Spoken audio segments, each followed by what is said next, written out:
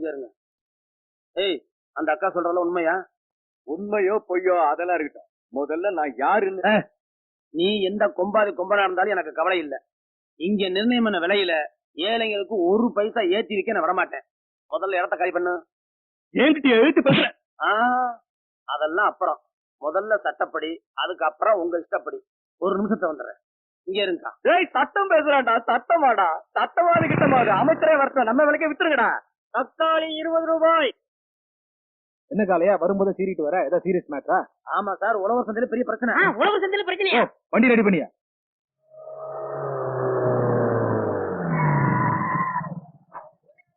இந்த ராஸ்கல்டா சந்தையில கலெக்ட் பண்ணது. ஓ ஏட்டு ஜீப்ல ஏத்தியா எல்லாரையும்? அட எங்கம்மா இன்ஸ்பெக்டர் சார், நான் சொன்ன ஆளு வரதான். சட்டப்படி இவர் மேல ஆக்ஷன் எடுங்க. வணக்கம். என்னையா இடம் தெரியாம வந்துட்டியா? இடம்லாம் தெரியுங்க, ஆனா நீங்கன்னு தெரியாம.